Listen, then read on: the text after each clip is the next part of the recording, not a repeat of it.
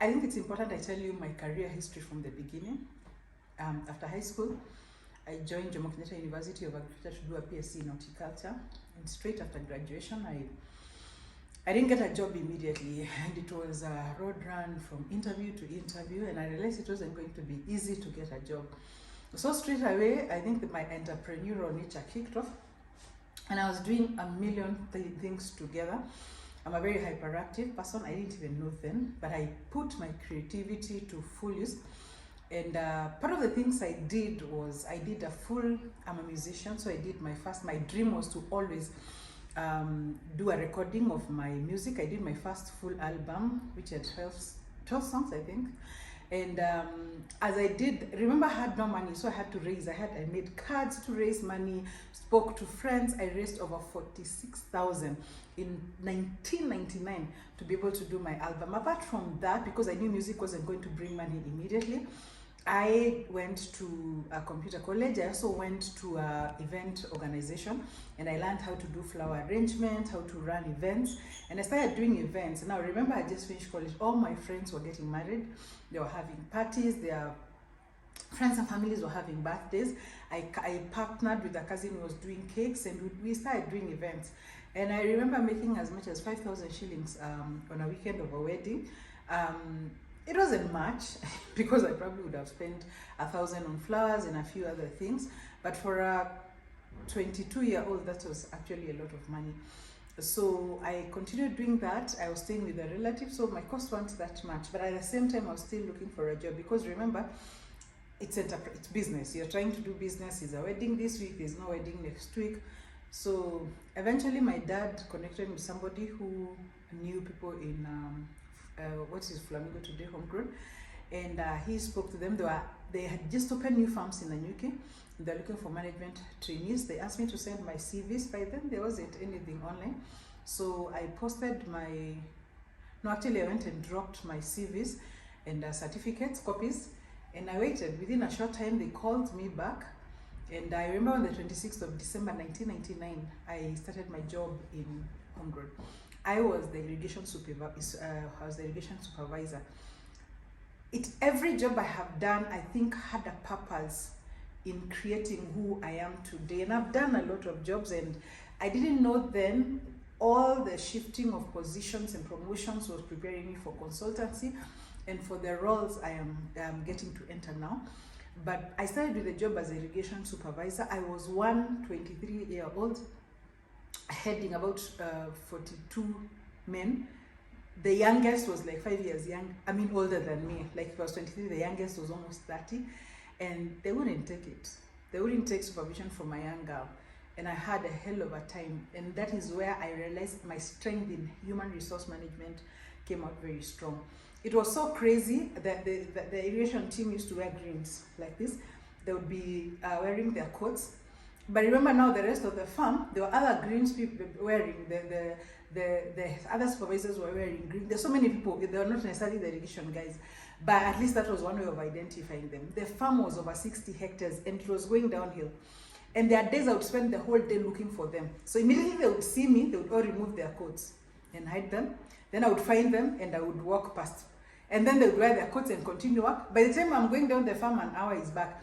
And I would be so frustrated. They just laughed, playing me, they mocked me, they bullied me. And it was almost impossible to do my job. But then one by one, I started talking to them. I can't even detail what I did. But in about exactly 3 months, I was in such a rapport. If they had a case, they loved the fact that I could advocate for them to the management. I've never had fear, I don't know why. But I would go to our boss then, who was British, and you know how Africans can get very fearful with whites. I would go to the boss and say, look, you can't, they are working overtime, I was really their advocate. And within 3-4 months, they loved working with me so much that in 6 months, when the farm realized I was doing I remember I hadn't even experienced working with computers because I just done a computer course. but I put the irrigation systems in the computers, made my own, not softwares, but systems in Excel and everything. And it made irrigation recording and everything and management so easy.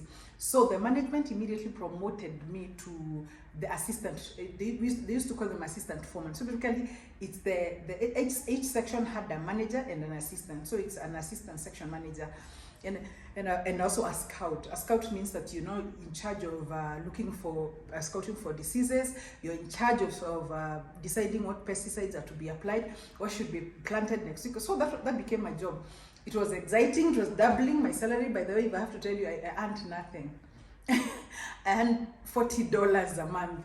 It was just survival. It was almost like internship. But now I was able to earn $80 and maybe be able to get some overtime, which maybe would get my salary to almost $100. It was a big thing for me. But it was so bad until the boys I had actually been leading, the men I'd been leading, went into a strike. They did not want any other supervisor. So for me, that was a great achievement. And that job, just by itself, shows how strong I am in managing conflicts, managing situations. Later in my career, I found myself one time, 8 years later, in an organization that had 3,000 workers, where workers had completely striked. It was managed by Asians, and sometimes Asians can be very tight with money, and they wouldn't want to give the right employment terms and everything, and they always find legal ways of doing it, and the workers decided to strike. And I remember one of the workers, as a trick, decided to write a letter to the main customers in the UK, and in 48 hours, they said they were going to come and investigate, and the company would have been closed, because that was like 80% of the customers that they had. And I remember dealing with 3,000 workers, not sleeping one single day. I remember my husband coming to pick me to go and shower and go back again. And for 3 days, I dealt with workers, and we never lost that contract. So for me, one of the strengths that I have is actually crisis management. I just have a way with people. I just have a way with workers. I have just a way with human beings that I'm able to get into their psychology. Let me say I have a convincing power, influencing power. I don't know how, but I'm able to influence people even in serious cases of crisis. So basically, I moved from the irrigation assistant to the management farm assistant, farm manager, if you can call it like that, section manager. And then I worked in that position for 1 year. Then I was promoted again to now the section manager. Again, my salary was doubled, and it was quite growth. Now, I must tell you, for most people, that promotion looks like very, very, very quick promotion. For me, it was actually quite slow, because I'm a creative person. I want things to happen very quickly. And within 1 year, sort of, if I just get into a position, sort of solve all the problems in 4, 5, 6 months, and sort of start getting bored. Routine really bores me. And now I'm trying to look for more solution.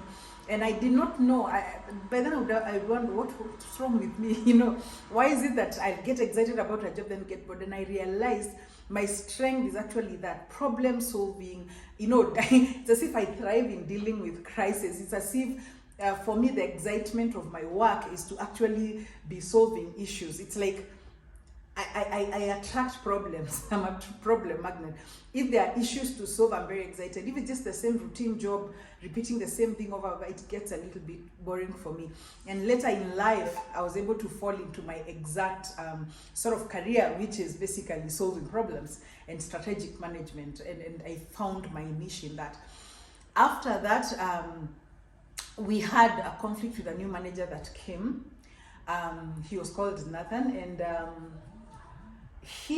sometimes human beings, there are people who are male chauvinist, and he was one of them. He comes from my tribe. My tribe, they're very male, male. The male factor is a very strong thing. And the fact that I was more educated, and the fact that I was a young girl, I think used to ick him. No, I also think I'm just overconfident, let me say like this, or bold. So basically, if he asked something, I would be very confident to say it's a no or it's a yes. And so we had a conflict, and I think 3 or 4 months after he had come in, I opted to resign. It was very rapturous. I remember taking my radio, used to use radio because the farm was so big. I remember getting so angry and throwing that radio at him. And if you ask me what are my weaknesses, then I would have said it was anger. Something I've had to learn to manage because I'm such a nice person. I'm just a peaceful, nice person. But I guess if you push me to the corner, I would react. I would just, like a cat, I would back. But of course, I learned over later in life, I not to burn bridges. And I left.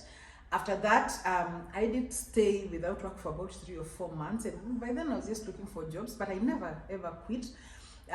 For within those 4 months, I opened a shop and started doing computer work. I would type stuff for people and print them out. If somebody wanted to use, I just had one computer, but if somebody wanted to use internet, I could allow you to come and use and pay me a little. I started doing some phone repairs there, and just get somebody who can repair a phone. Any opening, any gap I saw for business, and I could get somebody else to do it, I just did it. If my brother was good with repairing computers and he was home not doing work, I'll tell him, come and we try this. So I did that. My father is a farmer, and he has a huge fruit farm. So I remember he had tons and tons of bananas that season, and they were going to waste. So I told him to be bringing them to where I was in the town that I was in, Nanyuki.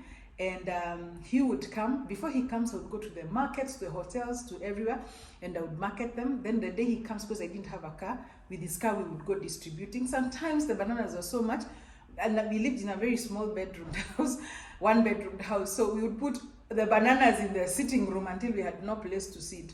So we just stay in the kitchen and bedroom, because the kitchen was full, the sitting room was full of bananas, and we get a motorbike to go and deliver. So basically, that also introduced me to marketing as is, and just being able to see gaps and fill them. And as much as I got a job late, actually I got 3 jobs at the same time. All these small entrepreneurial experiences have made me to be who I am. And then after that, I was called by VegPro Kenya Limited. I got a job as a technical assistant for the production, the outgrowers manager. So my work was to go and manage the production systems of the farmers. So what I would do is I would collect data. So I would say so say VegPro has Marks and Spencer, Tesco, Waitrose, and just everybody.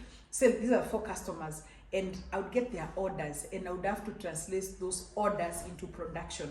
So I would say how much seed we need, how much fertilizer, everything that we need, and also how many acreage we need. Now remember, there is not one farm, there are many farms. So I would then have to distribute the planting programs. I would do farm A, we'll have to plant 10 kgs of seed this week, like that. So I did the production management, which was very interesting. I also developed a very nice I'm not really a software person, but I developed a very nice Excel system, so that I automatically, as the orders come, they were able to translate into what we need in the way of production and planting and rotation system. I worked in VegPro for a few months, and now I told you I got 3 jobs and I was looking for a job. When I was in VegPro, I worked with Flamingo before. Apparently, the senior HR had not been told about my story, and he learned about it, I think, a few months later, and he called me up. The senior HR was in Nairobi. I wasn't working under him. He asked me, what is this I'm hearing? And he'd been told about all the abuse I'd received from this manager, all the mistreatment, and how eventually I gave up working. And he said, that is very unfair. We want to bring you back to Flamingo. Now, he wanted to bring me back to... Now, VegPro gave me the same salary Flamingo had been giving me in Mount Kenya. Flamingo wanted to return me for double the salary. It was really hard to say no, but I still did say no, because my boss then, he's called Marcus, was really nice to me, and I could see potential for growth. He believed in me. He liked how I was setting up record systems and everything. And I know the value of having working in an organization or with a boss that recognizes your talent. And I was really afraid to go, even if it's for double the salary. I'm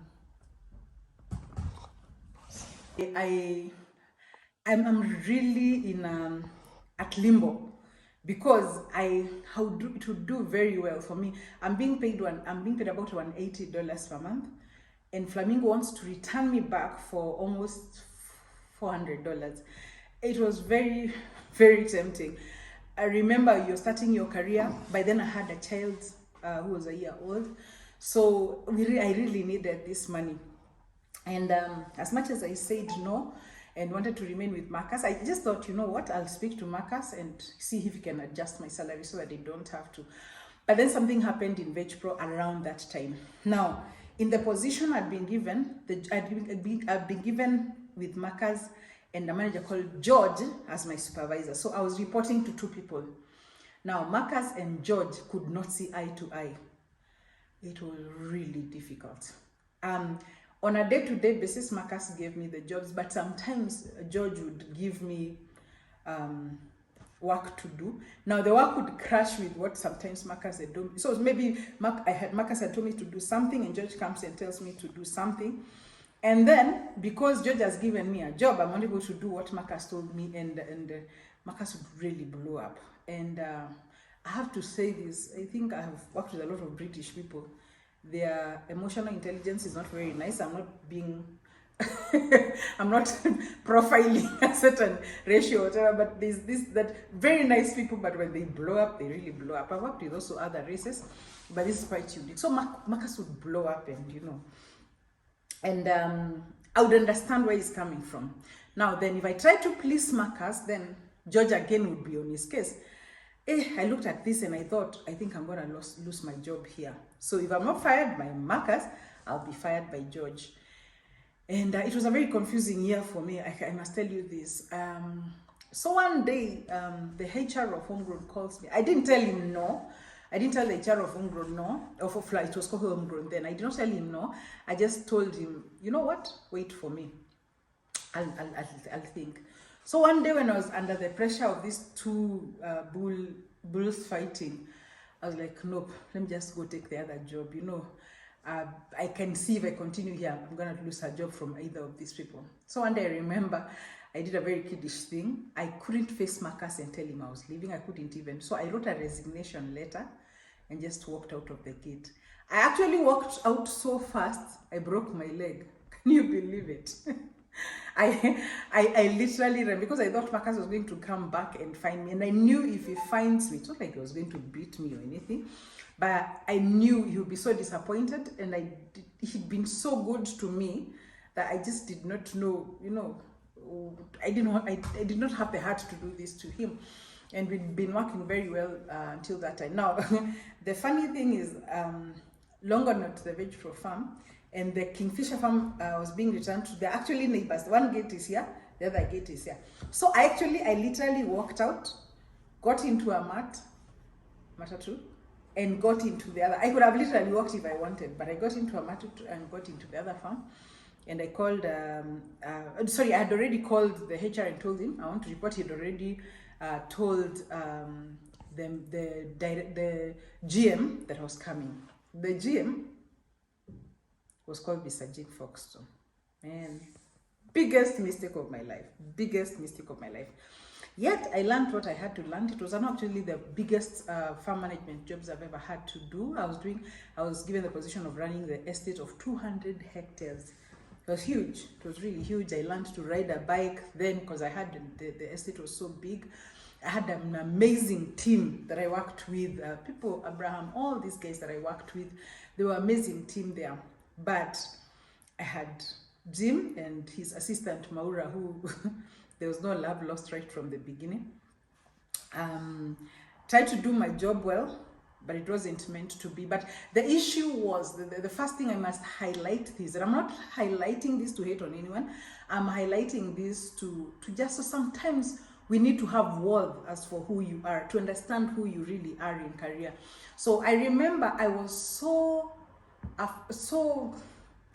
I'm trying not to say bullied. I was so oppressed that one particular time my daughter was sick and admitted in hospital. It was it made me change everything of how I work as an employee or how I do things. My daughter was sick, but I was too afraid to ask for money. I felt as if I tell them I'm going to be away for 4 days, I'll be fired. So the nurse told me, no, you have to be home. I said, no, I can't. So what I would do, I would go sleep with the baby in the hospital at night. The baby is less than 2 years, guys. I sleep with the baby in hospital. And then in the morning, the father would come and stay with the baby. I would go to work. I did that for 3 days. The baby's health was going down and down and down. By the third day, I said, it's not worth it. It's just not worth it. I can't work with so much fear that even if my own baby is admitted in hospital, I cannot ask for permission. And I remember one of the things that you'd ask, why did I have that fear? Am I such a fear? I told you earlier before, I'm a very bold person. I am not afraid of anyone, but I think I have been given what we call character development, serious character development. Because the first day I reported, I think 2 days later, I honestly can't remember exactly what happened, but Jim Foxton was so angry with me. He got me in the office and shouted at me, every F factor word you can think about. He was insulting me. Guys in the farm stopped to listen. He was shouting at the top of his voice. We are not three, it is just me and him 1 meter apart. He was shouting at me. And he said, you're fucking fired, And I was like, I can't go back. I just resigned a job that was really nice. I am here, I can't be fired. And for the first time in my life, I knelt for a human being. I knelt in his office and cried and pleaded and begged. And he gave me back my job. But that changed me internally. First of all, it created a fear, but also it removed my self-worth. I do not think that I would be so desperate for a job to actually kneel and beg for somebody. And pride is bad, but there's a certain pride you need as a human being to know how low you can actually sink. And for me as a Christian, it also defines, am I dependent on humans to run my life, or is my job my God at that particular time? Or if I get fired, actually a God can take care of me. And that was the defining moment for me to know that when I trust God and he gives me a job, that job is a channel, and I have to be efficient, responsible, do my best as if I am actually working for God because he gave me the job. But if that season goes, then I should just be okay. So that is what had actually created the fear. Now, Jim's assistant Maura didn't really have the same problem with Jim. He was a soft guy. He was nice. But I think Jim was too strong for him. So basically, he would avoid to take responsibility. So if there was a mistake, instead of taking up the mistake, he would throw it to the people, the managers below him, which was basically me, Abraham, and the other guys. And a few times we got in trouble because of that. But one last time I remember, I just lasted that position, I think, for 2 or 3 months. But I remember one day we had an overproduction. What happens in horticulture is that, you're using irrigation, you're using fertilizers, everything is controlled. But if it's open field, then the weather has a lot to do. So I remember we were in a dry season. So we had to do predictions for the market. So I remember in my plot, or in my farm, had predicted 15 tons of runner beans. Runner beans are the long beans that you do under lights. And it rained that week. And 2 weeks, we had predicted 2 weeks ago, so it flowered. It just flowered. It's like a rush flower came up. And actually the production went into double. I know most of you out there will ask, why would that be a problem? It becomes a problem because now in the export market, if say Marks and Spencer's, you told them we'll have 15 tons, that's what they plan for, and then they go to Peru and wherever, they'll go to every other country and say 15 tons from Kenya, 15 tons from this, and so if you overproduce, they can't take, unless they really have a flash market somewhere. So that becomes a problem. So what happens is the farm doesn't know what to do with the other 15 tons. So Jim got crazy. So I remember he spoke to Maura, and we had a meeting, a crisis meeting. We didn't sleep that day. And they said, tomorrow, I want you to bring double the people to harvest. We got solutions and everything. I remember I had 400 people harvesting every day at that particular time. So I needed to get about 900 or 1,000 people just to make sure that... Also the other problem you have in production is that with beans, with fresh beans, whether it's French beans, runner beans, all these fresh produce, if you let it to stay and not remove it, then your next flowers can't come, your next production, you start having overgrowns. It's a waste. So what you do, you make sure that you harvest clean, you clear out so that now you can have a fresh production. So I did my campaigns. I told you I'm really good with human beings. Spoke with everybody, told them, tell everybody you know who's looking for a job to come tomorrow. We did our plans, and then we saw where these people are going to go. I sat down, I had 13 supervisors, ladies, and we sat down with them. They know their work very well. So this one would say, for my blocks, I need 27 people. No, I had 10 people, I need 27. This one would say, no, me, I'll get my 27. This one would say, I can't get, but so we planned. And we agreed by 5, everyone would be in the farm so that we can start harvesting at 6. So everybody gets into the farm earlier. You're organized with the buses and the drivers. They pick them earlier, and we come. And by 6, by the time the sun is coming, people have already started harvesting. Now, what I haven't told you is that yesterday, Maura had done his own plan, but he did it sort of after, or maybe together with, when we were doing ours. Now remember, I sat with these people for a whole day doing a plan. So when Maura brought his plan, I know if I try to give them a different plan, it's going to just mess up everything. There'll be so much confusion. So I decided to stick to the plan that we had done with my team. And it wasn't bad, because I looked at Maura's plan and my plan, I saw the output would be the same. So the issue was the methodology I was going to use was different from his, but the result would be the same. And me as a manager, if you give me the same result, I have no problem, as long as you give me the result. So I thought it wasn't going to be a big deal. So Maura came in the morning. So I think he had his list as a checklist. So starting from the beginning of the farm to the end of the farm, he realized the plan as he had done it, I didn't follow it, the method to the till. So he got so angry. So he told everyone, I'm talking thousands of workers, he told everyone to get out of the farm. This farm, when I say like this, just driving along from one edge of the farm to the other is 2 kilometers. It's a huge farm. So he tells everybody to come. So it's like I don't know, it's like a strike. It's a worker strike. Because everywhere, workers, they're confused. They've started harvesting. They know they've been given this as an emergency. They've been given huge targets to fulfill. They don't want to.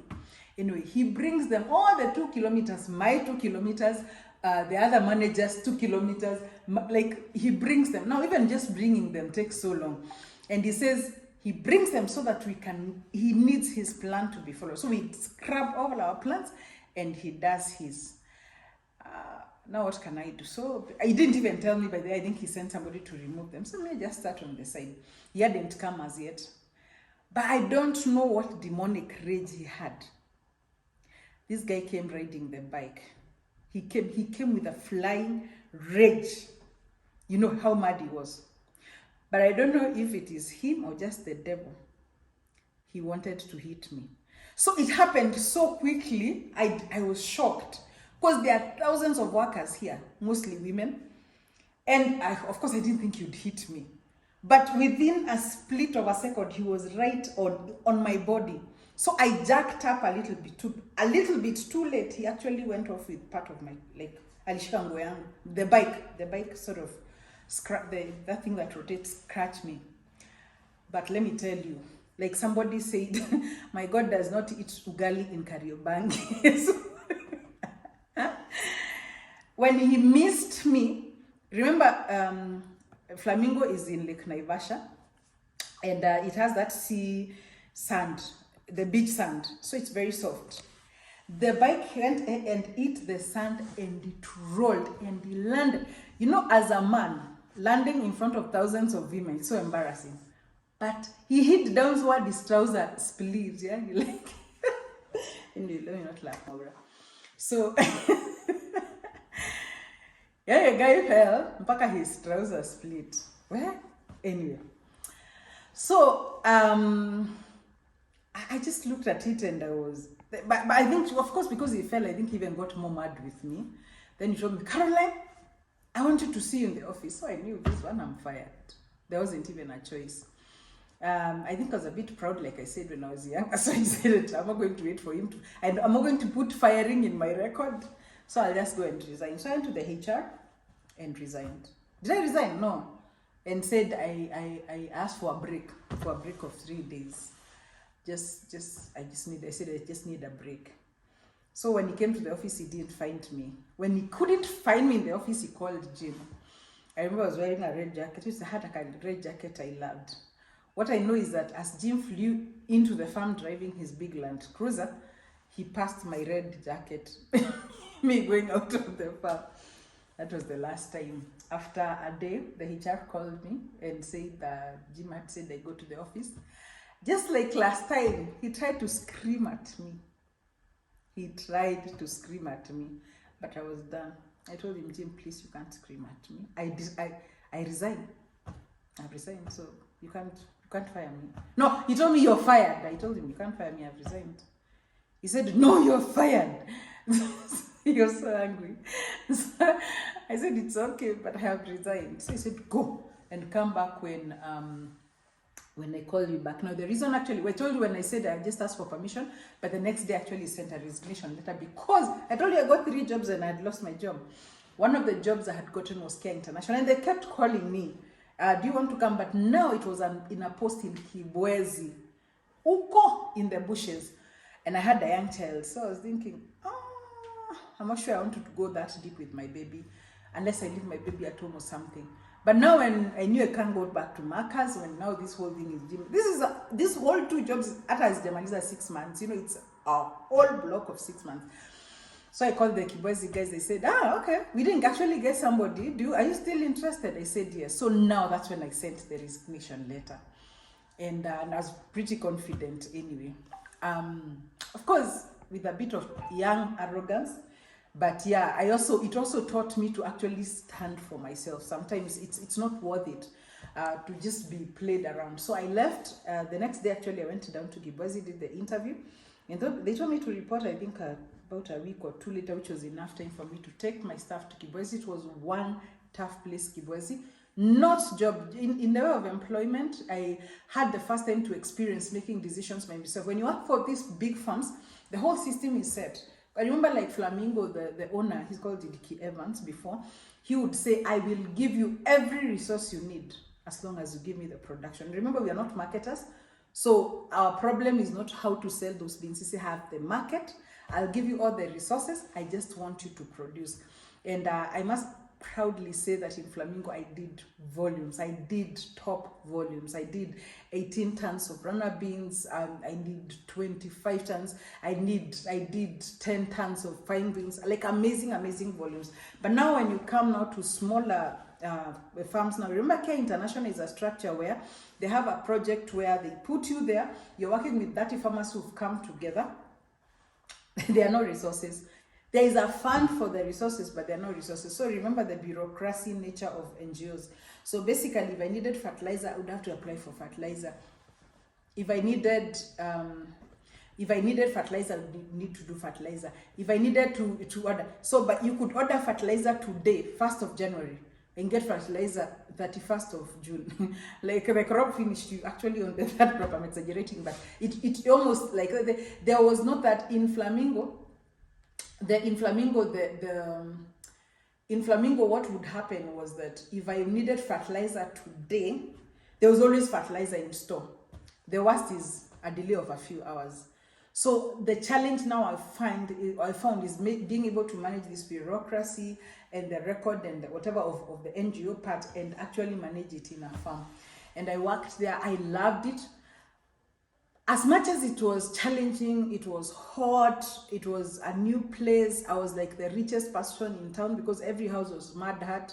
I lived in a lodging where the only stone house in the place. I rode my bicycle to work 7 kilometers back and forth in the evening. Still young, I'm still about 25, 26. It's sort of for a young girl to be roaming up and down with a bicycle in the wild, because this is really literally in the wild. It's not an easy thing. But for me, the challenge of actually achieving. Now, I've told you that doing the same thing back and forth really boss me. And that's one of those care jobs is one of the things I was in challenge.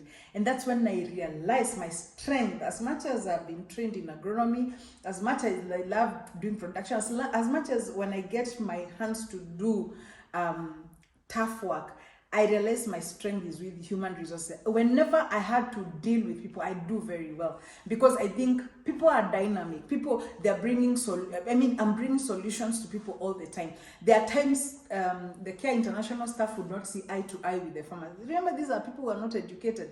The best is maybe the chairman who's reached high school Form 4, and the rest have never even, some of them have never been to school. And you have to deal with them with the intelligence. And by the time I left, we were tight. We were so tight.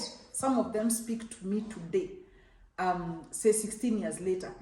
They don't have my contact, so I'll find maybe on Facebook, hi, then introduce themselves. We can keep busy. Okay, yeah. You know, that is the kind of connections that I made there. And as I grow up in my career, I now start realizing agronomy is amazing, production is amazing, but what do I really love?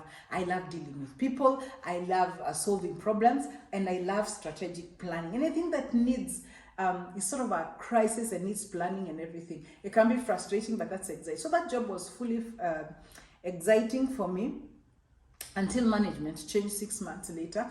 And actually a former colleague of mine in Flamingo was made the project head, the project lead. And he came in, I'm sorry to say, but even when we worked with him in Flamingo, he always had cases where he would look down on his women managers. And immediately I heard he was coming, I remember telling a colleague, "Whoa, I think I'm in trouble." And yeah, so about 2 weeks later, by then, sorry, I must explain that 4 months into the job, my daughter was now turning almost 3. So I knew she had to go to school. She couldn't go. We don't belong to the Kamba tribe, so she couldn't do the school there. She couldn't speak Kamba. So I realized the only way she is have her in Kibwezi, which probably had some Swahili speaking schools, so that she could join school. So we moved to Kibwezi, but I stayed in the farms. So I would only come to see the baby like twice a week, thrice a week. I would stay there. So I had 2 houses. I had a house there and a house in Kibwezi. And I think when he came, he took that as a case against me that I needed to be dedicatedly in that place. As much as I went to work every single day, but I think the fact that I wasn't staying in the farm was not good enough for him. So one day I got a letter, and the letter said that they had decided, CARE had decided that, not CARE, the RE project had decided to get in a new manager. And no problem, I had the chance to also reapply, and they consider me with everyone. And I knew it was a joke. I wasn't even going to try, because if I was there, what was the issue? I remember one of the things that was plaguing then was the major problem was there was a drought, and we overran the machines, and I tried to get the machines to be repaired because of the bureaucracy. It took so long. I remember riding my bicycle to Kibwezi, the university farm, Nairobi University farm, to ask if they could give me a pump. After riding a bike for hours, I think I rode that bike for 4 hours, and got to the university farm, spoke to the managers. He looked at me and said, "You're a young girl. What are you doing here? How many kilometers have you ridden to come? It's dangerous, you know. Why would you do this?" And I told him, I want this job to work. He said, "Okay, I can see whatever, but I'll organize for you." So he said, "Give me about 1 or 2 days. I'll speak to the university management. You have a machine you're not using, we can rent it out to you." I had some cash that I could use, so I knew I could actually hire it directly and then claim the money, even if they would refuse. I was willing to take that chance. So I went back with hope that I would get a new machine. So rode back again for 4 hours. I got to my house at about 4. And then my other house now inside there where I used to stay alone, and then rode to the farm and got to the farm about 6 in the evening. Actually, I remember crying on that walk and feeling frustrated and wondering, why is everything working against me? Because as I'd walked in the farm, the maize, the beans, the okra, the Asian vegetables, everything had worked so hard. That farm used to be like an oasis. You just come out of the dryness of Kibwezi, of the hills, of the Taita, they're not Taita hills, the Savo, and suddenly find this green oasis next to the river. They were drying, and I knew everything had worked for was going to go. So I was feeling frustrated, and I remember crying as I rode up some hills. I remember I had begged them to get me a scooter, because a scooter would be easier than riding a normal bicycle. And I was feeling, God, what did I do? I remember actually thinking, God, what sin did I do to be, so that I can face all these frustrations? Little did I know, when I got to the farm, I found a letter. And the letter said that I had been terminated, but I was being given a chance to reapply. The excuse they used is they were using a different recruitment method. So they were having different people apply so that the job would look like it had been gotten fairly. And it was a very sad day for me, one of the saddest day for me. I went back home again in tears. Couldn't even go back to Kibwezi because I couldn't even face my own baby. And I remember the next day, now waking up in the morning, I didn't go to the farm. I thought I'd go hand over later. I went back to Kibwezi.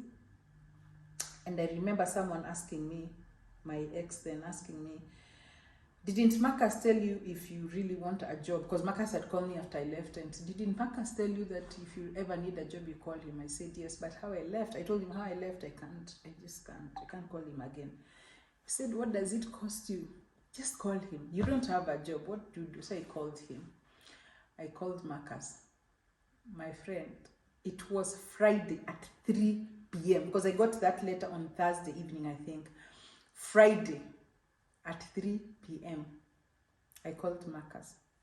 He told me, where are you? I said, you're in Kibwezi. He said, oh my God, you're still, because he had really discouraged me to go to Kibwezi. He said, you're still in Kibwezi? I said, yes. How did you survive? How is your baby surviving and all that? I said, yeah, but they've terminated me. He said, they have? Yeah. So you're looking for a job? I said, yeah. I was actually feeling very, very embarrassed. I said, yes.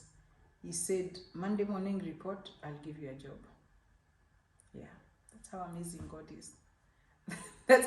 I got fired Thursday evening. Friday, I had a job. And it was a very busy weekend. I actually remember going to the office and telling the accountant to actually clear me because I needed to move.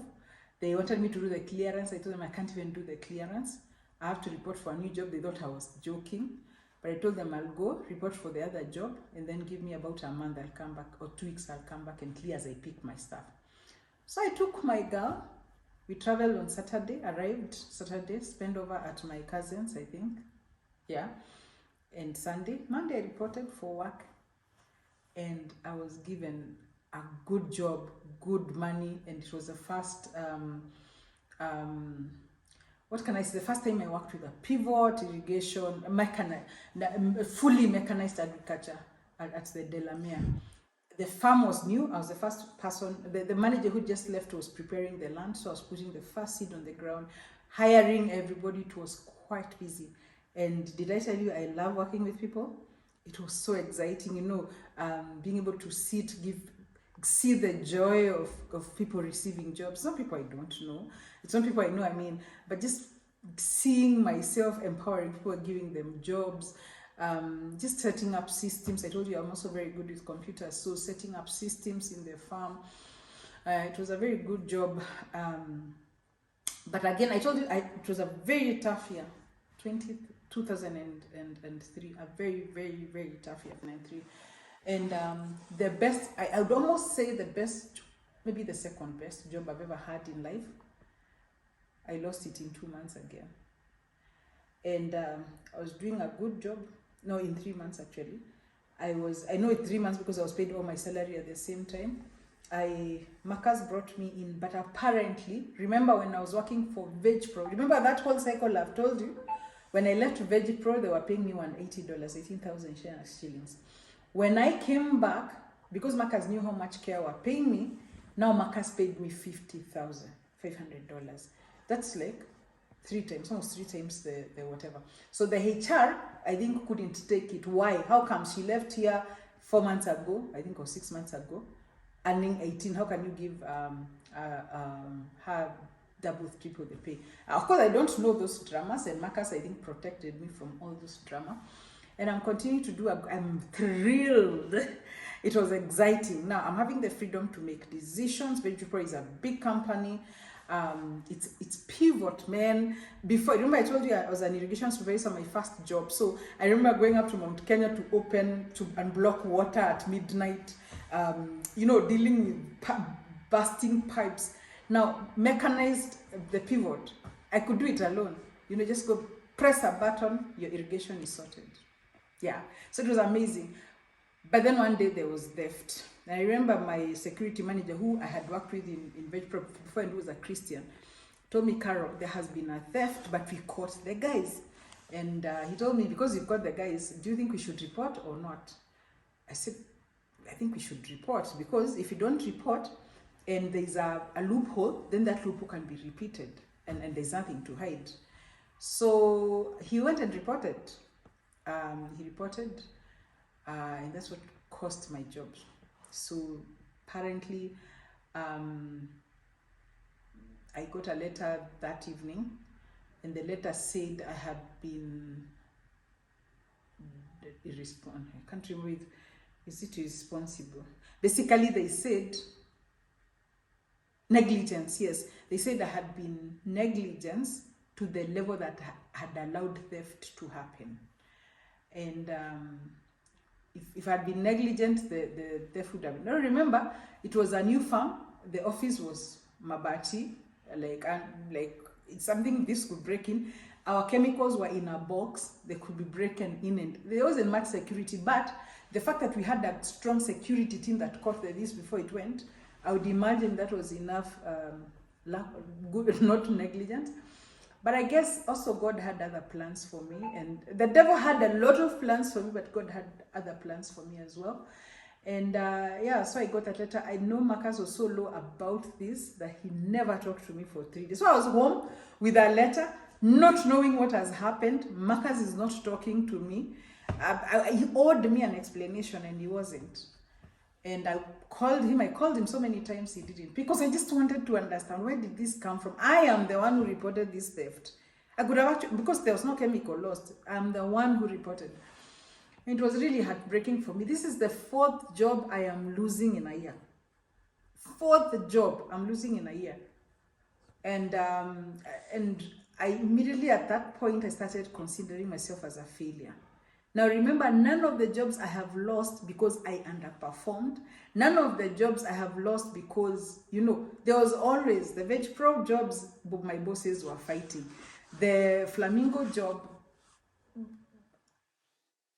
I had an angry boss who was being advised by a weak manager. The Care International job, a new manager came in that thought differently about women. And now here I am again, Vegepro. There was a fire, there was a battle going on that I did not know was going on. Of course, now later Marcus explained to me and said, I'm sorry. Now remember, I should have even predicted there was a problem, because imagine I worked for 3 months without pay. These are organized companies. Payroll is done perfectly.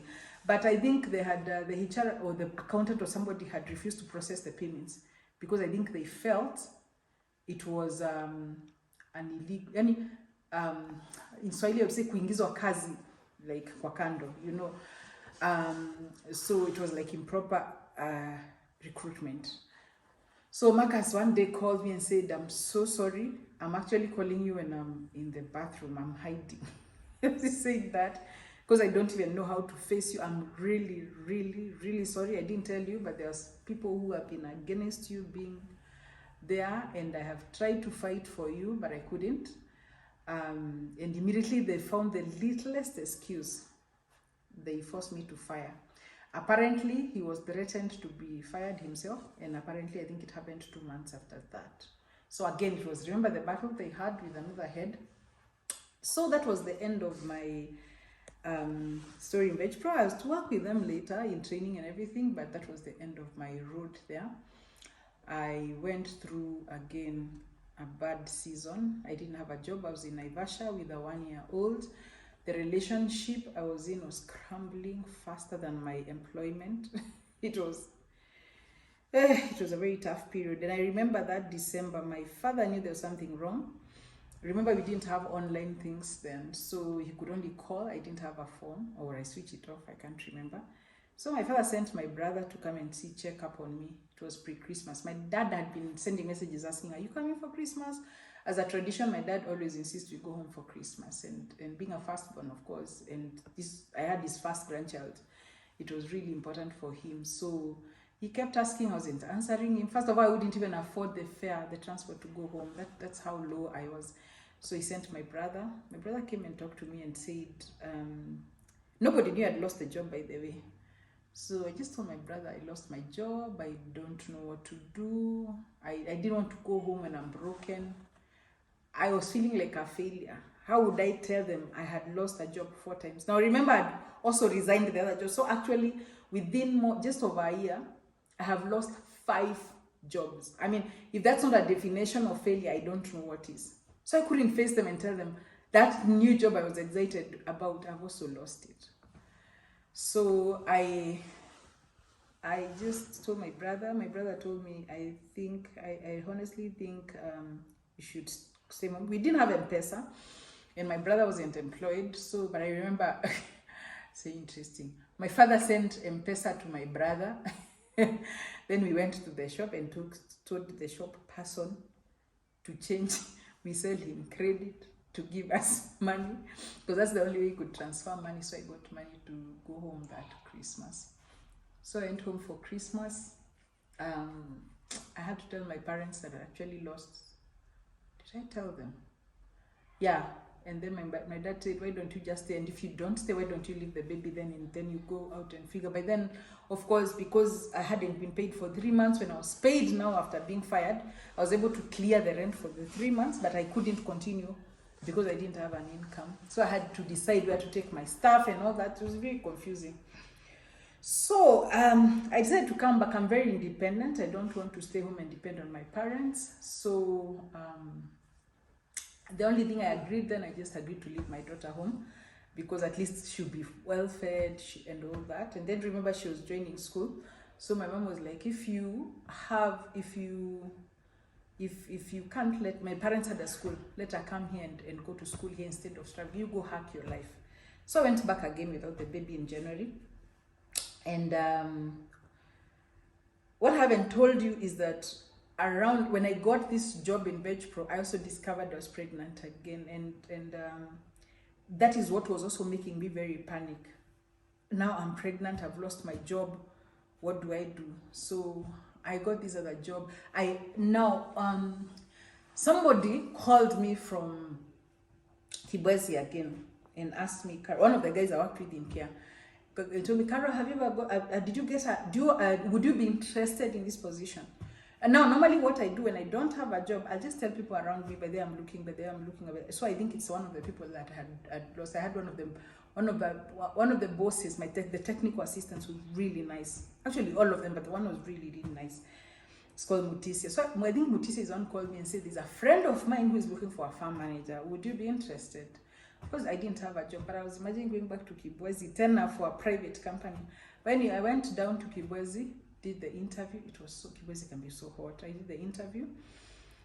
And then this guy was it was a new farm. He wanted to do horticulture for the first time, so he needed a lot of information. He liked me and decided he was going to give me the job. It wasn't paying well, but he said he would give me a house for me and my daughter. But the crisis was, what do I do with schooling? But I said, anyway, as long as I earn some income, we'll figure it out. Maybe I can leave my daughter with my mother and just work. And I am this parent who, I just feel I'm the one who should raise my children, not my mother, not my father, not just a child. I just feel a child should be raised by the parent. I would rather pass through problems and trouble with the child rather than have a child being okay but away from me. I believe I'm the one who can give this best love to a child. So it was very conflicting for me.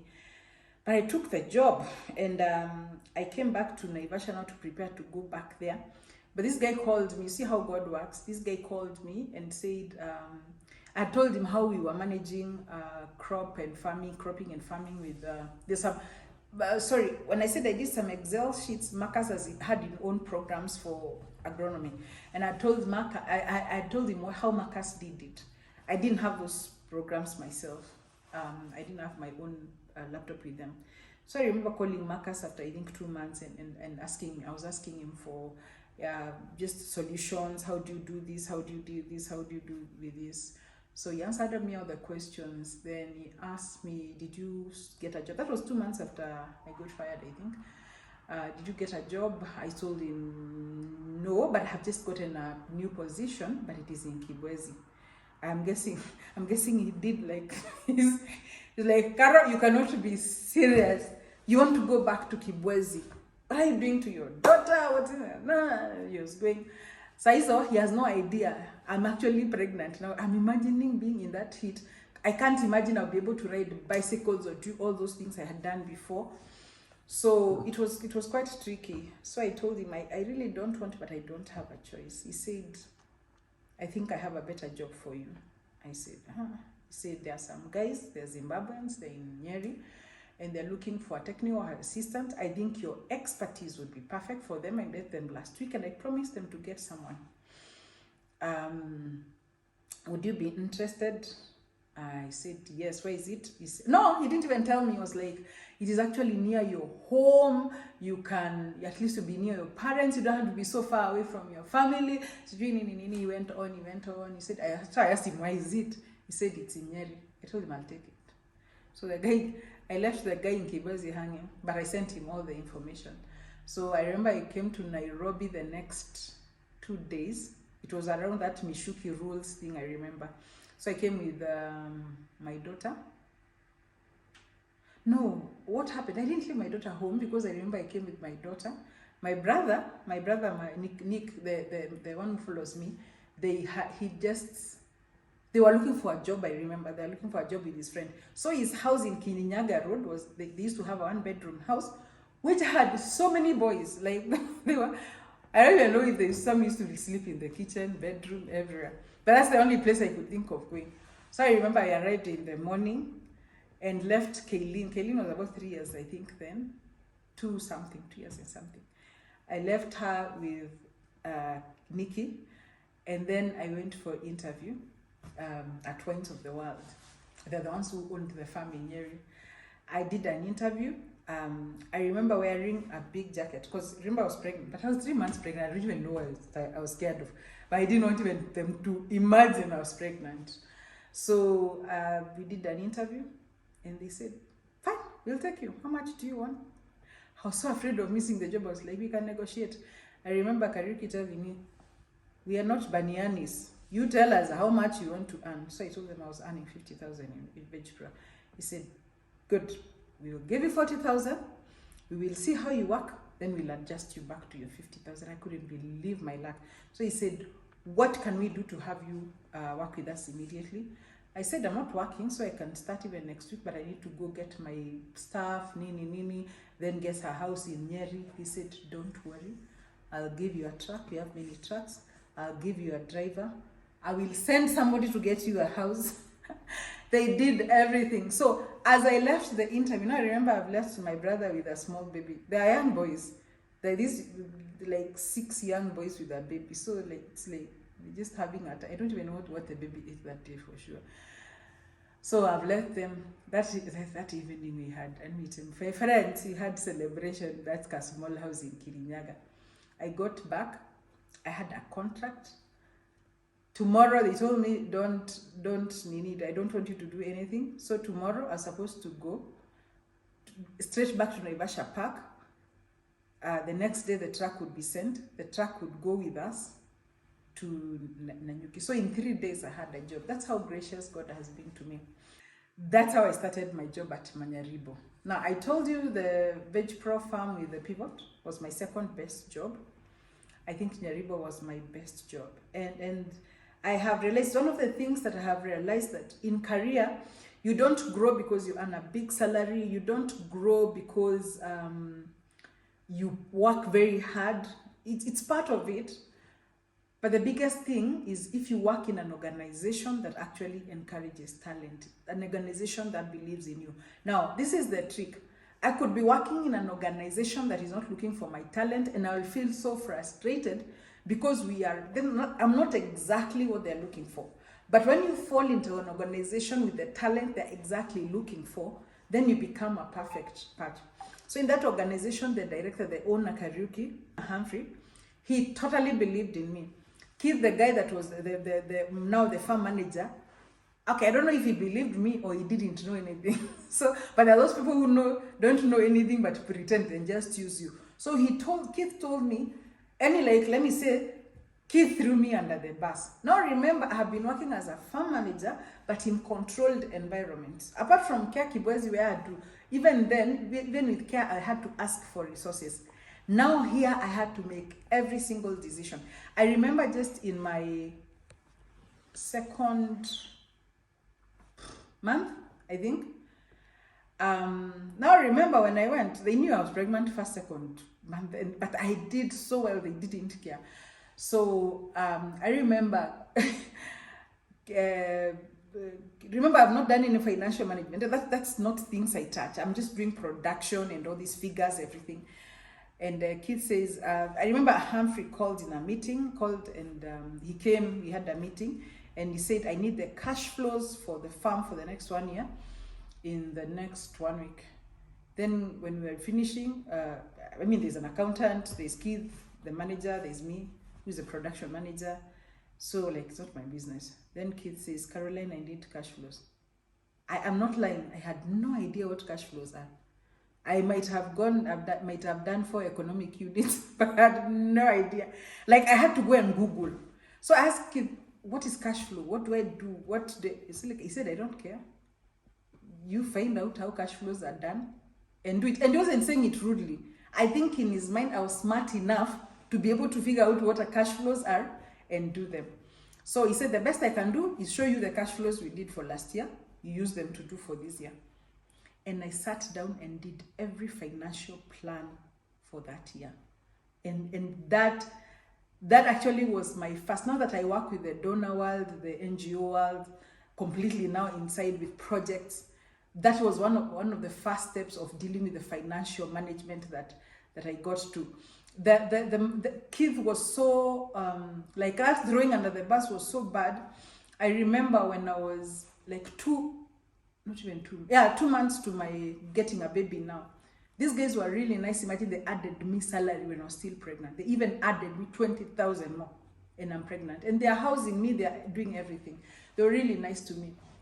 So always I would use the company driver to go to the field, the company driver would pick me, drop my daughter to school, you do that. So that sometimes we would find that there's a car and maybe Keith is on leave or he's doing something else and the driver situation has gone where, but because I couldn't drive, the car would just stay there until the driver comes. So I've always wanted to do driving, but I didn't have the boldness to do it. I'd done it in campus and failed, so I had trauma.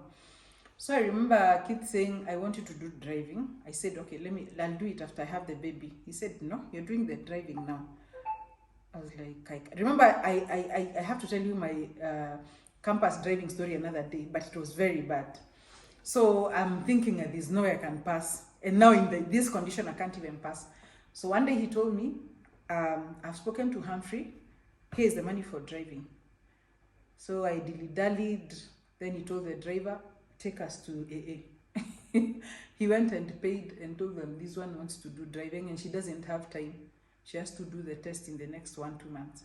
So that's when I started my driving lessons. Then I had a very nice driver in Nyeri. I would go to the airstrip. Which politician is that who owns that airstrip? We would go and drive there and I learned to drive. And I had to do the test before having a baby. But now, when I was to do the test, I think I was 2 weeks due or 1 week. Do you know that? That I started even getting now really tired. So I remember kids saying, no, you have to do your driving now because when you come from maternity leave, I swear nobody's going to drive you. You will drive yourself. So I went to do my driving test. I remember the driving instructor asking me, seriously, why are you doing this to yourself? And yeah, that was another thing. And God miraculously got me to pass that test. But I'm using this story to show you how sometimes, if in areas that you are weak, We need that tough person who will throw you in the fire and say, okay, you walk through the fire. We cannot develop boldness if we don't have. And so that's somebody who is not, they're not throwing you in the fire like in Veg Pro, where they're looking for a mistake to fire me. They're throwing me in the fire because they know I can do it. I remember forming, we didn't even have one outgrower. And I remember them saying we need, I think, 10 tons of production from outgrowers. And I had to go into all that area talking to farmers. Now that I love, I'm on my niche, talking to farmers, creating farmer groups and everything. But the trick is if I will be able to get those farmers to actually produce the volumes. It was quite tricky. Those are all challenges. But sometimes I would be so helpless and feel I can't do it. And they'll say, no, nobody is helping you. If you want somebody to assist you, we will give you. But you're the one who is going to do this. So for me, the biggest career growth I got was in Nyaribo. Unfortunately, this one, the farm had no mistake. It was my own mistake, my own personal mistakes. My relationship with my ex was in a very, very bad place. We would fight in the farm. One time we got into fist fight with my boss. Yeah, it was just so ugly. I was too embarrassed. He went to the head office and oh, it was so embarrassing. It's all in my book, if you ever read my book. But I was so embarrassed as a leader. So 2 years later, I just said goodbye and decided to go to Nairobi. Why did I go to Nairobi? I wanted to try and start consultancy. That was my whole aim, was trying to set up a consultancy company. But what actually happened is that while I was in Nyaribo, I did my first preparation of Global Gap. Global Gap was very new. We were the first, one probably of the first 5 farms in Kenya to be able to do it. Now, it was the first time I was doing it. I wasn't even trained. But I read those manuals by myself. I wasn't trained by anybody. I read those manuals by myself, understood the requirements, and set up the whole farm for Global Gap, and then set the packhouse for BRC with the help of one of the managers. And when AfriSat came in, they were so impressed how the systems were working that Ruth, the manager, the overall person then, the lead auditor then, told me, Carol, would you like to work for AfriSat? But by then, when Ruth offered, I was too scared to go to Nairobi because we remember I've always been working in the smaller towns. I just used to imagine life in Nairobi is expensive. So as much as they were offering me about, I think, 70,000, I was imagining housing is very expensive. Then the schooling as well. I thought now here I'm being paid about 60, but I'm being given housing. I have a company car to use and all that. So I just thought by then the maths weren't adding, and I wish I had taken her advice if I knew the storm of life, the personal storm of life that was to come. But that seed that Ruth planted in me that could actually work in Nairobi, I took it up and later went to Nairobi. I had a lot of fights in my relationship. Now, of course, what if you have been through abuse, you understand that what it does, it reduces your self-worth, but more importantly, your mind is constantly confused. So let me say I wasn't in a state of mind to be progressive in any way, to be focused to do much, but I still did. So I convinced my former boss, Keith, I convinced my brother, I convinced my father to come together and help me to set up Farm to Fork Limited. And I remember Keith saying he could help with the $500,000 because he'd been paid some rupu somewhere. I remember Nikki, my brother, saying he'll offer his car and he'll offer, I think, furnitures and stuff. So that would have sorted the office and everything. And we were trying to run for 6 months without, even if we didn't have any income. And I remember because I think we went short, my dad said he'd offer. Oh, what happened is that, no, Keith wasn't offering 500,000. Keith's 500, I think Keith was offering 200,000, which wasn't enough. So my dad offered, because Keith could take a loan, he had a good salary. My dad offered a title deed so that it could guarantee Keith to take a loan of $1 million. Now with a loan of $1 million, we could be able to pay an office. We paid an office at Christ, next to Christ Church in Church Road. We paid for an office, set up everything in Westlands, yeah. So we paid for the office for 3 months. I remember the excitement of fitting curtains, putting in furniture, And my brother was offering the vehicle, with a client. We started getting clientele. My brother by then was getting quite well connected. Keith was well connected. We knew who to talk for what. Ruth was helping me maybe to know who to talk to as well at that particular time. My life was getting where I wanted. And I remember at that particular time, the worst disaster of my life happened. I would like to give a career story without putting a personal life, but I guess I'm this person who there's some people who can basically be, there are some people who can basically have their personal life separated, but I wasn't able at that particular time. So unfortunately, my relationship issues messed it up, and just to imbalance everything, my ex took my daughter, and then now that stopped everything. So that's how Farm to Fork died the first time. And from them, for the next 3-4 months, I never worked, I never did anything. I went through trauma like you've never seen, trying to get my daughter, not knowing which way to go, until I think on the 6th month, by the grace of God, I got a job with East African Growers. Now, because of Ruth, the same Ruth linked me up to this amazing job. Now, I told you I had people who believed me in my career. My first person to believe me was my first boss. He was called Steve Scott. I was earning a little salary, but he believed in me completely. The second person who believed in me was Marcus, but I didn't work with him enough to have much progress. The third person who now, or maybe the first real person that believed in me and progressed me, was Keith. Then the next person who actually got me to what I am now as a consultant, as a professional, the confidence I have, is a guy called Vijay. Now, Vijay was my boss. And Vijay was like Keith. He threw me under the bus all the time, like all the time, But it was amazing after going through a very harsh time, losing everything. Now, some people say they lost everything. I lost money, I lost furniture, I lost everything. I lost my daughters, I lost everything. I lost my relationships from zero. So getting this job was amazing, but it was so bad when I went for an interview.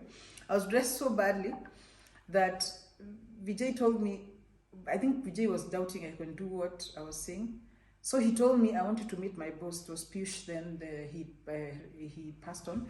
But the company owner, he said, I want you to meet Piyush, but you can't come looking like this. That's how bad it was. He told me, I want you to come next Monday, but I want you to go, wear a suit, make your hair. He actually specifically, it's so embarrassing. Specifically told me, first of all, he told me, I want you to go to the field and do audits for 3 of our farms so that you can see your technical work, how it is, because they are giving the job of an audits manager of the whole company. It's a 3,000 farmer and worker company. So it's a huge company for East African Growers. So he said, I'm going to go to the fields. So he said, and I'm going to pay for it. So he gave me, I think, 6,000 shillings for my transport, accommodation, everything. And give me a report, and then we're going to talk. And then when you come back so when I brought back the report, this is the second time I'm meeting him, he said, this is great, I want you to meet my boss, but I want you to dress well. So me and my sister Frida went. There was, I think it used to be called Bama Market in Nairobi, some Tumba Market, but for like cameras. We went, bought a suit, maroon suit for 2,500, and a shirt and some nice pumps, and we made my hair, Then they're even getting 2,500 between us, and my parents are just finished with us with schooling, so things weren't that great. So I remember meeting Piyush with my suit and everything, and so Vijay said, what you're saying will give you a job, but if he looks at you like this, he'll not give you a job. He won't believe you're that level. So that's how I got this manager's job, and it was an amazing job. I straight away got an office. I was given office keys, my own desk, my own office, a company car.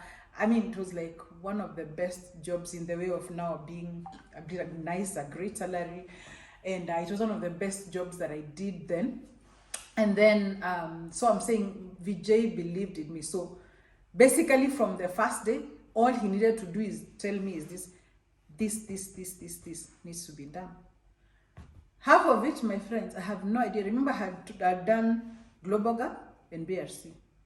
East African Growers had 14 standards. Why? Because they're doing fruits, they're doing flowers, they're doing vegetables. Each value chain has their own standards, whether they are local standards, whether they're international standards, whether they are important standards, whether they're food safety standards, environmental standards, social standards. But what I didn't know is that God was preparing me, because where I was going, I needed to have an understanding of every single standard in the world.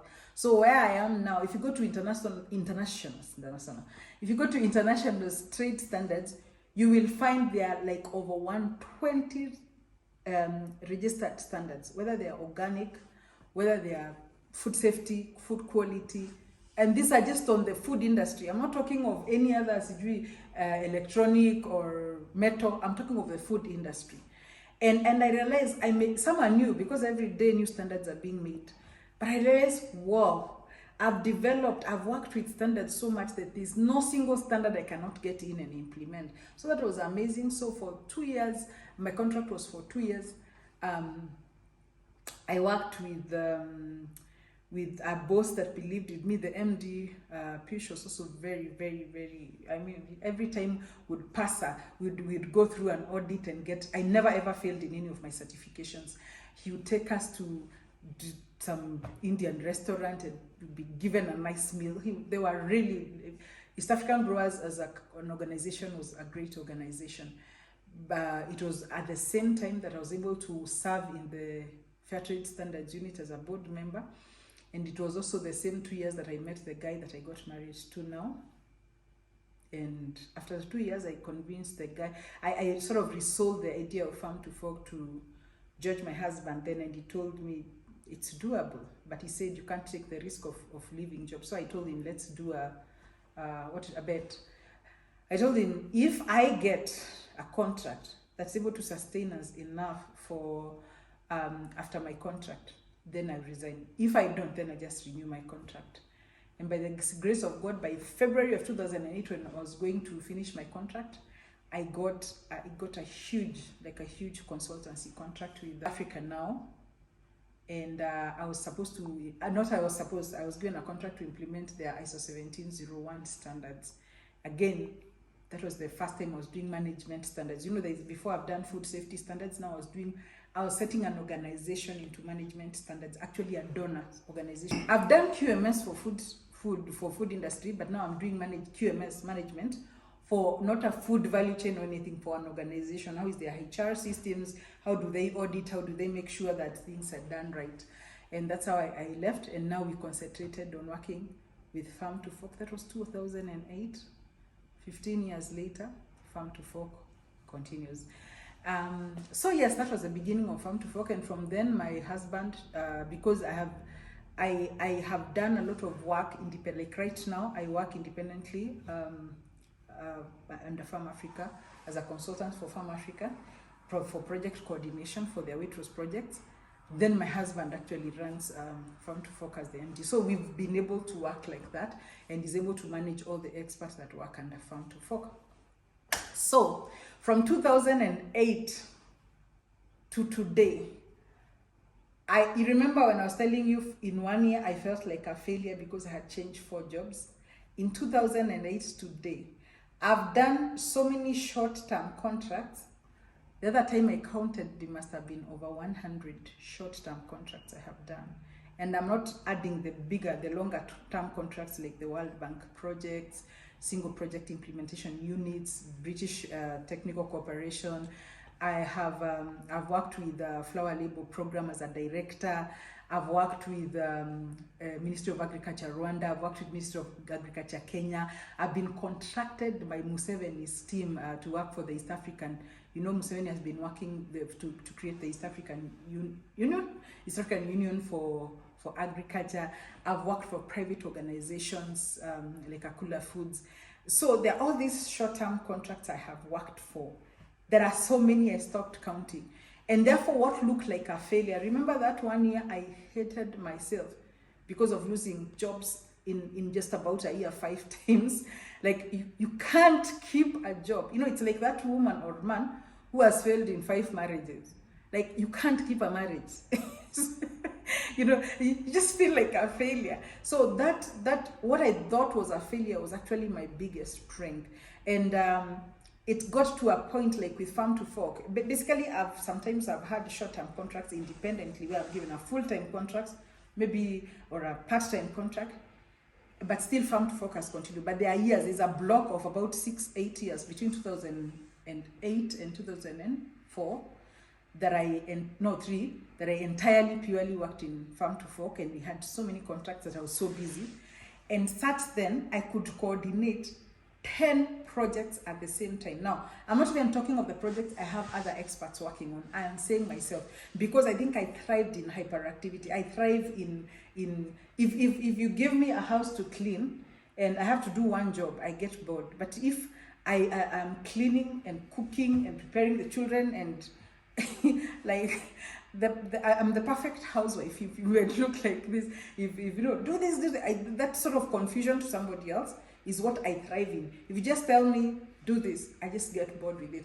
So I realized what sounded like a weakness, what looked like a weakness, is actually what became a strength in building Farm to Fork, in working with other organizations, although they didn't work like food from farmers.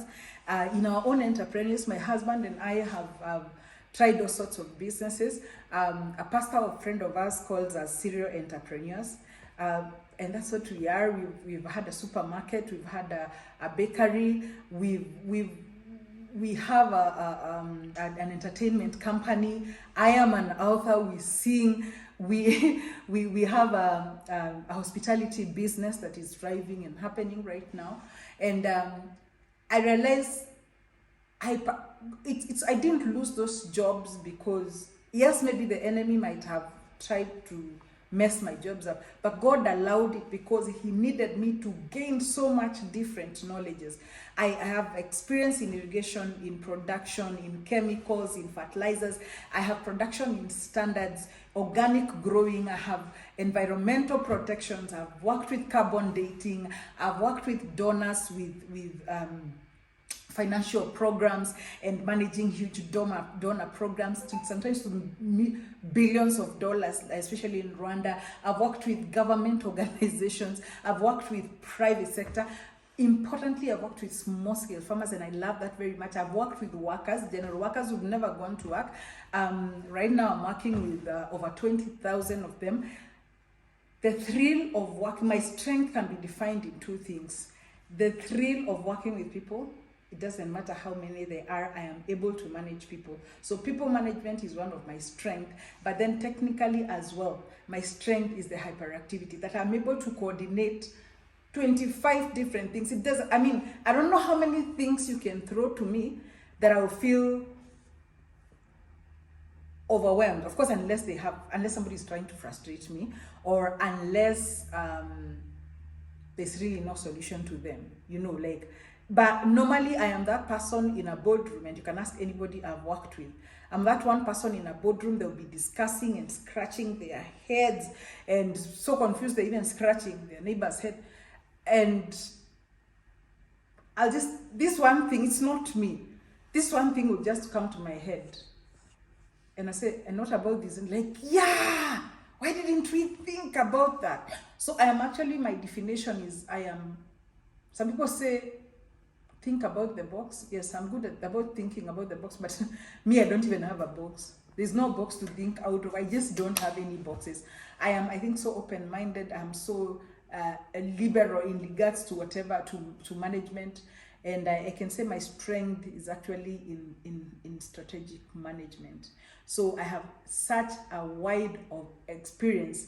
The only probably position I would be much valuable to is just a position of leadership, like being a director, running a big organization and stuff. And I'm not saying this out of pride.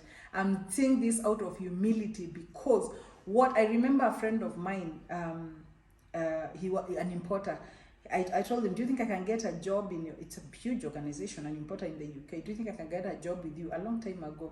And he said to me, sorry, Caroline, you have moved jobs too many times. An employer, you think you're unstable. And I carried that with me. And I realized that is the system of the world today. It is considered that if you stay in the same organization for long, that is where you add value.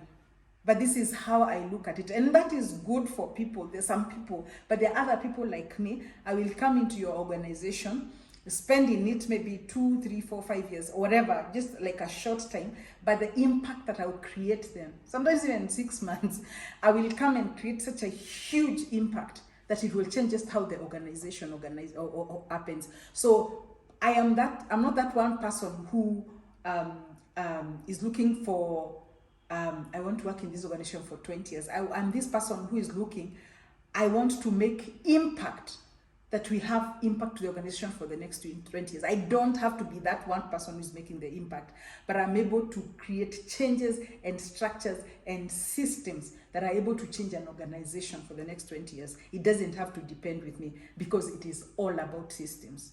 So my strength is actually setting up systems and making sure that things happen. So I told him about my employment history when I finished with I told you about my employment history when I finished with East African Growers and started Farm to Fork with my husband. So we have all these new contracts, starting with Africa Now. After Africa Now, my friend, I have a friend called Amy that we worked with, East African Growers, calls me and says, Carol, the government of Rwanda is looking for somebody to come and teach us on Global Gap, and you're the best person I can think of technically who is capable of that. It was my first international job, if you can call it like that, and I was totally excited. It was amazing because entrepreneurship is not for the soft-hearted. Life was, you don't have that consistent salary anymore. So things were quite tough. I couldn't even raise the transport. And what happened is that apparently the technical office gave an award of that tender to us, but did not inform us. So they inform us on Friday when the work is happening on Sunday. So I couldn't even take a bus. I could take a bus if it was earlier, but I couldn't take a bus. I had to take a flight. And I remember the crisis of trying to get transport. I remember my sister used to work at the airport, at the bank in the airport. I remember us going there, finding half the transport, begging the KQ team. I don't even know how they did it. It was the agent, I don't know, to allow us to, I think it was the agent, to allow us to deposit, and then by the time I'm coming back next week, I'll have made sure that I have topped up. I don't even think that's possible today, but it happened. And that's how I got to Rwanda on Sunday night, and I worked, by then, NAEB, National Agriculture Export Board of Rwanda, then was merged. Before it was called Rwanda Horticultural Development Authority. I trained the Rwanda Standards Board team, RSB, together with the extension team. We went. It was really frustrating because some people are looking at me and saying I was quite young in the way of the professional knowledge I was giving. It was so bad. I remember going to the bathroom crying. I cry a lot, by the way. Crying and calling my husband, and I was so broken because there's this professor who kept asking me, so what's your methodology? So what is all those research words, for academics? I didn't even have a master's then, so I didn't know what the guy was talking about. All I knew is I knew how to grow crops and grow them in the right standard for you to be able to export. But the rest of the team actually got the knowledge. By the end of the week, I was even being called professor. And that's when Rwanda government got confident with me. After that, I was called in for quite a number of other jobs. I was able to be called for when they were doing their research on what new varieties they can introduce, horticultural varieties they can introduce. I did that research and submitted my proposals based on climate, based on the markets and everything. And then the first big job I got in Rwanda was by Belgium Technical Corporation. They called me to close their project. They had, I think it was at 270 billion in Rwanda francs, I think, dollars. And 270 billion, I have to check, but it was quite a huge government project, and I was to make sure that it ends well. A very, very good exposure there. So because of working in that project for 4 months, I get now to interact with Rwanda, the country, quite well. I remember the first time I came to Rwanda, I walked in between a place called Kisimenti to church, the church we go to now, CLA, and I said, I would like to raise my children in this place. You know, God hears even our unspoken prayers. I just said in my head, I would like to raise my children in this place. So I have, now I finished this BTC job. We are back to Nairobi again. And I decided, you know what? I told my husband, I think we can actually move to Rwanda. Now I don't have any job. So I come down to Rwanda. We only have $100 between us. My husband gives me everything and he's left just a little. He's left with all the kids. And he gives me $70. And I pay bus fare and come to Kigali by faith. Now, I won't give you the story of what happens then. But my first job, I get it with Seedco. In between is an amazing story, an amazing story of faith. And God was so gracious. And within 2 weeks, my family, I came on January 14th. On January 28th, my family were here with me. Miracles. No money, no nothing. Just God brought us here. So we started, that's when we started our lives in Kigali. And also to set up farm to fork and consultancy. Basically what we felt was that, not what we felt, I realized nobody was doing what I was doing in Rwanda. In Kenya, we are full. We are so many. So I thought this is a niche and we could actually visit it. But it wasn't as easy as I thought. So first month went nothing, second month went nothing. But eventually I got a contract. No, actually just the first month. So I got a contract with Seedco. And working with Seedco also, it wasn't a lot, it was a short-term contract because they just wanted me to set up their management systems. But one of the things that, one of the pluses or the strengths I can say I have is an example of something I did then. So I remember Seedco, they would import seed from Zambia to Rwanda through the Ministry of Agriculture. Not actually for the Ministry of Agriculture. What Rwanda does, it purchases raw materials, the seed, the certified seed, for its farmers and distributes it to its farmers. Then the farmers grow. So in Rwanda, you just don't grow crops you want. You grow the crops there. There's a particular crops designated. So if the government say we are growing sorghum this year, all of us, we just grow sorghum all over. So the key supply of the seed was, they got the tender for supplying. Seedco got the tender for supplying that seed. So the plants are done. The seed is actually at Rusumo. Rusumo is the border from Tanzania to this place. And suddenly we are slapped with a 500 million. Was it a penalty or a tax? I can't remember. But basically it was so huge. It wasn't even the profit of the maize. It would just have collapsed the company.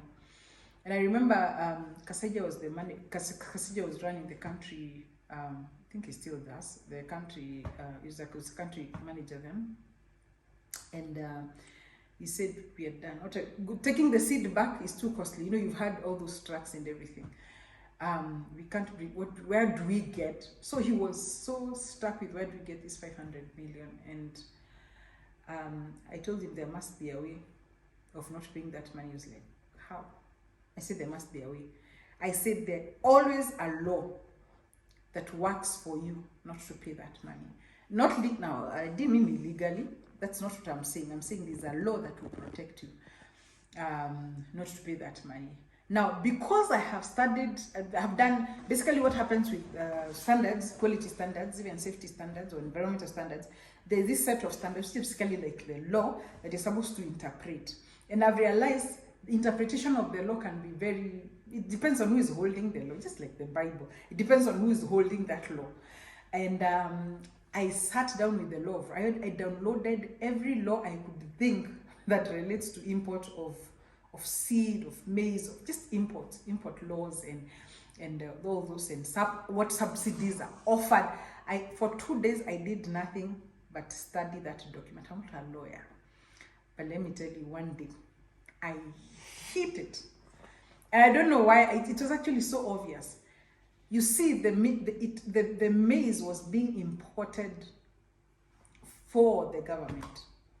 As much as it was going through Seedco, it was for the government.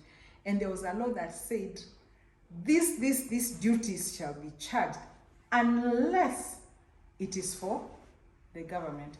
I remember I was so excited, I hit like this and cycled. And basically that is what cost us not to have that duty. We would have we'd have lost business for something. And for me, that when I say that I am a strategic thinker, I am a solver, or I'm a problem solver, I'm not just saying it because they are written in CVs. I have been able to, to be honest, if you know what they call government think tanks or detectives, or if I was in a place that all needed was problem solving, I would actually do very well. So yes, that is one of the examples of problem solving. I had one of the most valuable is as a providing technical advice. And apart from offering technical advice and management, let me run you through the kind of, I may not remember them all offhand, but I'll take you. I told you that I worked in the board of Fair Trade Standards Unit in Bonn, Germany. I worked with Flower Label program in Germany as well. That has also given me a chance to travel to Europe on various times. I've worked a lot with COLEASIP. COLEASIP is the main arm of European Union. I think 60%, 50% of the probably 70% of the work Farm to Fork has done has basically been from COLEASIP. We've done a lot of projects training farmers, training workers, training food safety and environmental standards and all that. And that we've done myself and all the other experts. I have amazing work, people I've worked with, Ian, Mahinda, and there's so many people I've worked with and we still work with today. More experts in Rwanda, Damasi, NS. We have a lot of people. Basically, the idea of Farm to Fork is basically like a platform like Facebook. So basically, there's technical expertise needed here, and then there's technical. So our aim at the end is to have a pool of any sort of food and agricultural expertise you can get.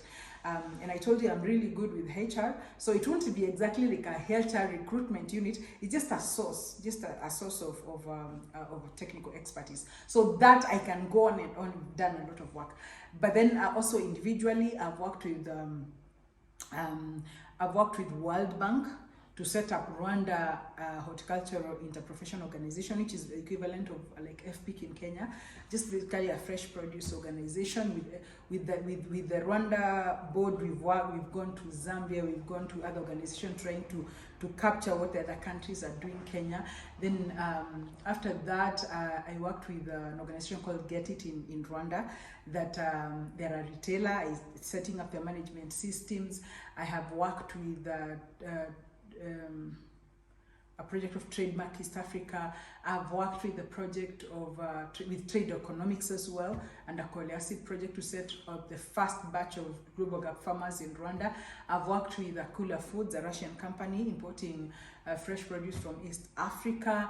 I have worked with from that, around that time, we met some partners and we set up Food from Farmers, and we had a company, a training company that didn't work very well, of course, came to completely die in COVID. And then until then, I started working with Farm Africa. Farm Africa, I work with Waitrose and Partners Foundation. It's an amazing project that works with thousands and thousands of workers and farmers, and now it is a different sort of job because I'm able to work with workers and farmers. I'm able to identify problems, real human problems, and actually work with donors to try and fulfill those problems. And now working with the humanitarian side of life now gives me more fulfillment as much as it's in the same industry. So that's what we are doing now, and